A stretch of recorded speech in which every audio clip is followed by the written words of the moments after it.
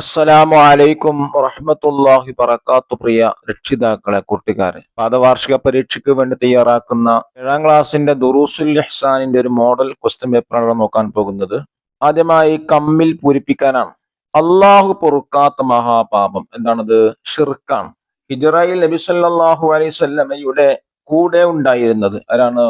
അബൂബക്കർ സിദ്ദീഖ് റളിയല്ലാഹു അൻഹു. മൂന്നാമത്തത്, ഹിജ്റയിൽ നബി സല്ലല്ലാഹു അലൈഹി വസല്ലമ ഒളിച്ച ഗുഹ ഏതാണത്? സൗർ ഗുഹയാണ്. അള്ളാഹു ളാത്തിലും സിഫാത്തിലും അഫ്ആലിലും ഏകനാണ്. അഞ്ചാമത്തത്, അള്ളാഹുവിനെ മാത്രമേ നാം ആരാധിക്കാവൂ. ഇനി എടുത്തു നോക്കൂ, രണ്ടാമത്തെ സെക്ഷൻ അജിബുത്ര എഴുതുക. ചോദ്യം 1, ഇബാദത്ത് എന്നാൽ എന്ത്? ഉത്തരം, അങ്ങേയറ്റത്തെ ആദരവും വിനയവുമാണ് ഇബാദത്ത്. രണ്ടാമത്തെ ചോദ്യം, ഷിർക്ക് എന്നാൽ എന്ത്? ഉണ്ടായിരിക്കൽ അനിവാര്യമായ മറ്റൊരാൾ ഉണ്ടെന്നോ?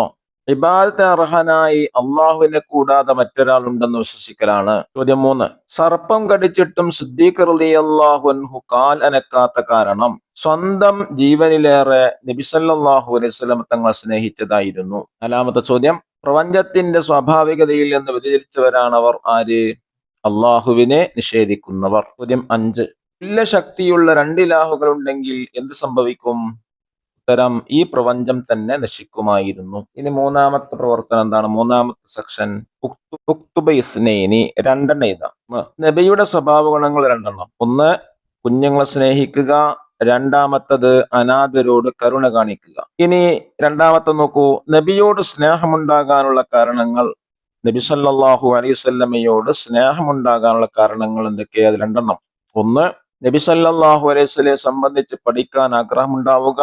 രണ്ടാമത്തത്, അവിടുത്തെ സ്വഭാവ ഗുണങ്ങൾ ജീവിതത്തിൽ പകർത്തുക. ഇനി നാലാമത്തെ സെക്ഷൻ നോക്കൂ, കമ്മിൽ പൂരിപ്പിക്കുക. 1, അന്നബിയു ഔലാ ബിൽ മുഅ്മിനീന മിൻ അൻഫുസിഹിം.